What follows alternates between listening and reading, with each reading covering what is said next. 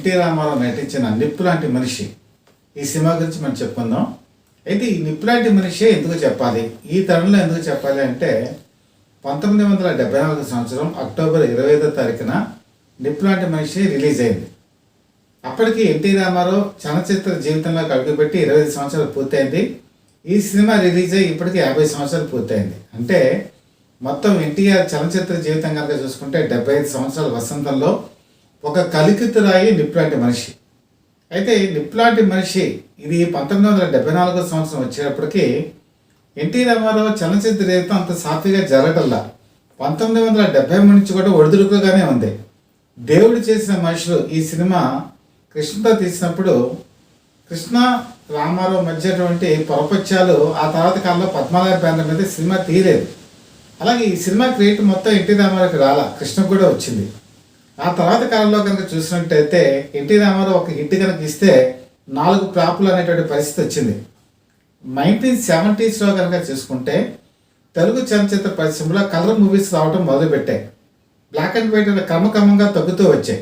దాంతోపాటు పౌరాణికాలు, జానపదాలు వీటి ఆదరణ కూడా తగ్గుతూ వస్తుంది.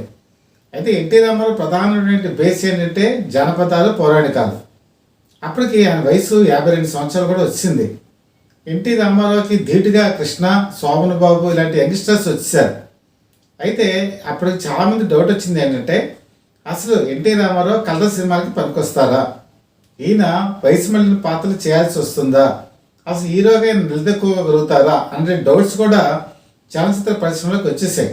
కొంతమంది జర్నలిస్ట్ అయితే సమావేశాలు జరిగినప్పుడు ఎన్టీ రామారావు అడిగేవారు, ఏమంటే మీకు 52 సంవత్సరాలు కదా, మీరు ఎప్పుడు రిటైర్ అవుతారు అని చెప్పి. అయితే దీనికి కారణం ఉంది. ఇప్పుడు ఈ రోజుల్లో కనుక చూసుకుంటే చిరంజీవి 70 సంవత్సరాలు, మరి రజనీకాంత్ 70 సంవత్సరాలు ఇలా ఉంది. కానీ అప్పట్లో 50 సంవత్సరాలు కనుక వస్తే హీరోగా ఇంకా కాలం చెల్లిపోయినట్టే. హిందీలో కనుక చూసుకుంటే రాజ్ కపూర్ గొప్ప నటుడు, 50 సంవత్సరాలు దాటి ఆయన వెళ్ళిపోయిన తర్వాత మరి ఆయన చేసినటువంటి సినిమాలన్నీ కూడా కేవలం డైరెక్షన్ మాత్రమే.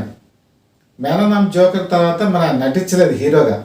అలాగే దిలీప్ కుమార్ కూడా 50 సంవత్సరాలు దాటిన తర్వాత తన ఇన్నింగ్స్ ఆపేశారు. తర్వాత కాలంలో సెకండ్ ఇన్నింగ్స్ ప్రారంభించారు. తమిళంలో కనుక చూసుకుంటే ఎంజి రామచంద్రన్ 50 సంవత్సరాలు దాటిపోయిన తర్వాత ఆయన చలనచిత్ర జీవితం మీద ఆసక్తి తగ్గి రాజకీయాల మీద మక్కువ పెరిగింది. అలాగే శివాజీ గణేషన్ కనుక చూసుకుంటే కొంచెం వయసు మళ్ళిన పాత్రలే హీరోగా చేయడం కూడా మొదలుపెట్టారు. తన తోటి వాళ్ళంతా ఎలా ఉంటే తెలుగు చిన్న పరిశ్రమల ఇండస్ట్రీలో అక్కినేని నాగేశ్వరరావు 1974 సంవత్సరంలో దొరబాబు సినిమా రిలీజ్ అయినప్పుడు ఈయనకి హార్ట్ ప్రాబ్లం వచ్చింది. సో బైపాస్ సర్జరీకి అమెరికా వెళ్ళటం కూడా జరిగింది. సరే, ఆ సినిమానే ఆయనకి లాస్ట్ సినిమా అవుతుంది అనుకున్నారు. కానీ 1975 నుంచి ఆయన నటించినా కూడా అంత వెలుగులు విరజిమ్మేటువంటి క్యారెక్టర్స్ ఏమనికి రాలా. ఎప్పుడో శ్రీవారి ముచ్చట్లు, తర్వాత ప్రేమాభిషేకం లాంటి ఇట్లు వచ్చినా కూడా ఆయన పెద్ద వెలుగులు అయితే రాలేదు. అయితే ఎన్టీ రామారావు పరిస్థితి ఇక్కడికి వచ్చేప్పటికి ఆయన చలనచిత్ర జీవితంలోకి ఎలా ముందుకెళ్ళాలనేటువంటి పరిస్థితి వచ్చినప్పుడు జంజీ సినిమా, ఇది హిందీలో అమితాబ్ బచ్చన్ చేసినటువంటి క్యారెక్టర్ తెలుగులో రీమేక్ చేయవలసిన పరిస్థితి వచ్చింది. తెలుగులో కూడా హిందీ పరిస్థితుల్ని కాకుండా తెలుగు నేటివిటీకి మార్చుకొని ఎస్టీ లాల్ ఈ సినిమాకి డైరెక్షన్ చేయడం జరిగింది. వైవిరావు దీనికి ప్రొడ్యూసర్. అయితే జంజీ సినిమా చేసేటప్పటికి అమితాబ్ బచ్చన్ వయసు 30 సంవత్సరాలు, ఇక్కడేమో ఎన్టీ రామారావు వయసు 52 సంవత్సరాలు. అయితే ఈ సినిమాలో హీరోకి పాటలు ఉండవు. మామూలుగా సినిమాలో పాటలు ఉంటాయి కానీ డ్యూయెట్లు ఉండవు. అలాగే హీరో చాలా సీరియస్గా ఉంటాడు, ఎక్కడ నవ్వటం అనేది జరగదు. ఎన్టీ రామారావు ఈ క్యారెక్టర్ చేయాలి, అది ప్రజలు యాక్సెప్ట్ చేస్తారా, ఎన్టీ రామారావు అంత సీరియస్గా ఉంటే ప్రజలు చూస్తారా అనే డౌట్ కూడా చాలామందికి ఉంది. ఈ సినిమా కనుక మీరు జాగ్రత్తగా అబ్జర్వ్ చేస్తే ఒకే ఒక పాటలో నవ్వుతాడు. స్నేహమేర జీవితం, స్నేహమేర శాశ్వతం అనే పాటలో ఒకే ఒక చోట నవ్వుతాడు అంతే. సినిమా మొత్తం అంతా కూడా చాలా సీరియస్గా ఉంటుంది. అయితే ఈ సినిమాలో ప్రధానమైన క్యారెక్టర్ షేర్ ఖాన్ క్యారెక్టర్కి ఎవరిని ఎంచుకోవాలి. హిందీలో అయితే ప్రాణం చాలా అద్భుతంగా చేశాడు, మరి తెలుగులో ఎవరు చేయగలరు అని వెతుకుతున్నప్పుడు కైకాల సత్యనారాయణ కనిపించారు. కైకాల సత్యనారాయణకి ఈ పాత్రను ఇచ్చారు. ఈ పాత్ర చాలా న్యాయం చేకూర్చాడు. నిప్పు లాంటి మనిషి సినిమా సూపర్ డూపర్ హిట్ అయింది అంటే దాంట్లో ఎన్టీ రామారావు పాత్ర ఎంత ఉందో సత్యనారాయణ పాత్ర కూడా అంతే ఉంది. ఆయన క్రెడిట్ ఇవ్వాల్సిన అవసరం కూడా ఉంది. ఇద్దరు కూడా సమబుజ్జులుగా అద్భుతంగా నటించారు. అయితే ఈ సినిమాకి వచ్చేప్పటికి హీరోయిన్ ఎవరిని ఎంపిక చేసుకోవాలనుకున్నప్పుడు అప్పటికి బి సరోజాదేవి, సావిత్రి వీళ్ళందరూ కూడా అవుట్డేటెడ్ అయిపోయారు. వాణిశ్రీని పెడితేనేమో కథ ఔచిత్యం దెబ్బతింటుందని ఎస్టీలాలకి ఒక అవగాహన ఉంది. దాంతో ఆయన ఏం చేశారంటే తమిళ నుంచి లతను పట్టుకొచ్చారు. లత అప్పటికి ఎంజి రామచంద్రతో కాంట్రాక్ట్లో ఉంది. ఎవరైనా బయట సినిమాలు చేయాలంటే ఎంజి రామచంద్రన్ అనుమతి తప్పనిసరి. ఎంజి రామచంద్రన్ కూడా ఎన్టీ రామారావు ఒక సోదరుడు అనే భావన ఉండడంతో మరి లతని ఈ సినిమాకి అలౌ చేశారు. లత ఇందులో హీరోయిన్గా ఎన్నిక అవ్వటం కూడా జరిగింది. ఈ సినిమాలో ఆవిడ చేసినటువంటి క్యారెక్టర్ చాలా అద్భుతంగా ఉంటుంది. ఎన్టీ రామారావుకి దాదాపుగా ధీటుగా కూడా నటించారు. అలాగే ఈ సినిమా కనుక చూసుకుంటే దేవిక ఎన్టీ రామారావు సరసన రేచుక్క అనేటువంటి సినిమాలో స్టార్ట్ చేసి అనేక సినిమాల్లో ఎన్టీ రామారావు సరసన హీరోయిన్గా నటించారు. విజయం మనదే అనే ఒకే ఒక సినిమాలో మాత్రం చెల్లిగా నటించారు. అది ప్రేక్షకులకు నచ్చల. కాకపోతే విజయం మనదే అనేటువంటి సినిమాలో బీజ సరోజాదేవి హీరోయిన్గా ఉండబట్టి సర్దుకున్నారు. ఈ సినిమాకి వచ్చేప్పటికి వదిన క్యారెక్టర్లో మరి ఆవిడని చూసేటప్పటికి చాలామంది ఆశ్చర్యచకితులయ్యారు. అయితే సర్దుకున్నారు. ఎందుకంటే అప్పటికే ఆవిడ వయసు పెరుగుతున్నటువంటి తరుణం, అలాగే గంభీరంగా ఉండేటువంటి మనస్తత్వం కాబట్టి సరేలే వదిన క్యారెక్టర్ పర్వాలేదని ప్రేక్షకులు ఒప్పుకున్నారు. ఈ సినిమా కనుక చూసుకుంటే ఒకే ఒక బలమైనటువంటి ఇన్సిడెంట్, చిన్నప్పుడు తల్లిదండ్రుల నుంచి చంపినటువంటి వాళ్ళని కసి తీరా చంపాలనేటువంటి ఒక పట్టుదల, ఆ జయంతో వెళ్ళినటువంటి ఒక పోలీస్ ఆఫీసర్ క్యారెక్టర్. అయితే ఇందులో ఎవిడెన్స్ ఏముంటుంది అంటే తన తండ్రిని చంపినటువంటి వ్యక్తికి చేతికి ఒక గుర్రపు బొమ్మ వేలాడుతూ ఉంటుంది. ఈ గుర్రం అనేది అంటే చాలామంది ఇప్పుడు సిల్లీగా అనిపించవచ్చు.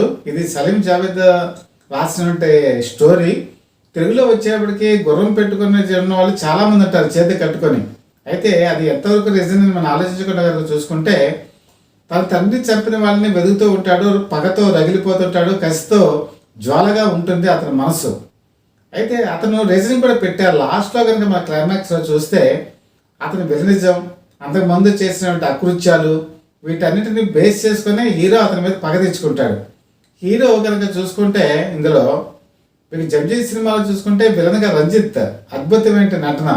మరి తెలుగులో ఎవరు అని చెప్పి చూసినప్పుడు ప్రభాకర్ రెడ్డి కూడా తన పాత్రకి న్యాయం చేకూర్చాడు. సినిమాని అద్భుతంగా నడిపించాడు, విలనిజం పండించాడు. ఈ సినిమాలో కనుక చూసుకుంటే ఎన్టీ రామారావుకి కల వస్తూ ఉంటుంది. ఆ కళలో గుర్రం పరిగెత్తుతున్నట్టుగా కనబడుతూ ఉంటుంది. దాంతో అతను ఒక్కసారి వెలికిపడి లేస్తూ ఉంటాడు. అక్కడ కూడా ఎన్టీ రామారావు చూపించిన నటన హైలైట్. ముఖ్యంగా ఎన్టీ రామారావుని సస్పెండ్ చేసేటువంటి ఒక సన్నివేశం ఉంటుంది. ఆ సస్పెండ్ అయ్యి బయటకు వచ్చినప్పుడు చాలామంది గేలి చేస్తుంటారు. అప్పుడు ఎన్టీ రామారావు చూపించిన ఆహభావాలు, కదలికలు, నడక, ఆ నడక కూడా ఒక ప్రత్యేకమైన స్టైల్లో ఉంటుంది. కాబట్టి నిప్పు లాంటి మనిషి ఈ సినిమా కనుక చూసుకుంటే ఆయన చూపించినటువంటి నటన అద్భుతమైన స్థాయిలోకి వెళ్ళి ఈ సినిమా సిల్వర్ జూబ్లీ ఆడింది. అంటే ఎన్టీ రామారావు ఇంకా సినిమాలకి పనికి వస్తారా రారా, కథ సినిమాలకి పనికొస్తారా రారా, క్రైమ్ అండ్ థ్రిల్లర్కి పనికొస్తారా రారా అన్న అటువంటి అనుమానాలకి అన్నింటినీ కూడా పటాపంచలు చేసి ఎస్టీలాలు ఈ సినిమాని విజయవంతం చేశారు. ఈ సినిమాలోని పాటలు కనుక చూసుకుంటే ముఖ్యంగా నేను చెప్పినట్టు కత్తికి సానా అనే పాట కూడా అద్భుతంగా ఉంటుంది. అలాగే స్నేహమేర జీవితం ఇంతాకే చెప్పాను, ఆ పాట కూడా హైలైట్. ఈ సినిమా రిలీజ్ అయిన తర్వాత ప్రేక్షకులంతా కూడా తన్మయత్వం చెందారు. హిందీ సినిమాని రీమేక్ చేసుకునేటువంటి వాళ్ళంతా కూడా పరుగులు పెట్టారు. ఎందుకంటే అంతకుముందు హిందీ సినిమాని రీమేక్ కనుక చేస్తే తెలుగులో ఆడతాయా ఆడవా అనే ఒక డౌట్ ఉండేది.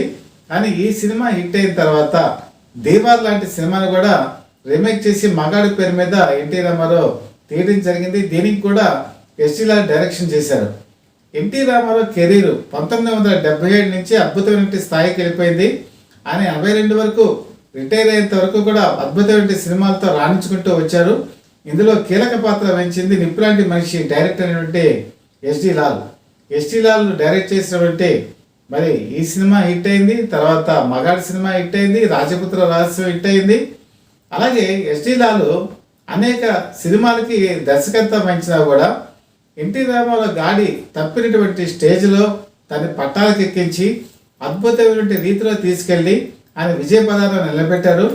కాబట్టి నిప్పులాంటి మనిషి కనుక ఇప్పుడు కనుక చూసుకుంటే దీన్ని మనం చాలా క్లాసికల్ మూవీ అని చెప్పుకోవచ్చు. అలాగే ఎన్టీ రామారావు నటన పరాకాష్ఠకి చేరినటువంటి సినిమాగా కూడా చెప్పుకోవచ్చు. అలాగే కైకాల సత్యనారాయణ చేసినట్టే నటన కూడా చాలా అద్భుతంగా అనిపిస్తుంది. ముఖ్యంగా క్లైమాక్స్లో ఇక్కడ రేలంగి ఒకప్పుడు అనేప్పటికీ కామెడీ అనేది పండించేవారు. కానీ ఈ సినిమాకి వచ్చేప్పటికి కళ్ళమ్మట నీళ్లు తెప్పిస్తాడు రేలంగి. బహుశా ఇంకా ఆయన చివరి దశలో ఉన్నారు ఆ టైంకైనా.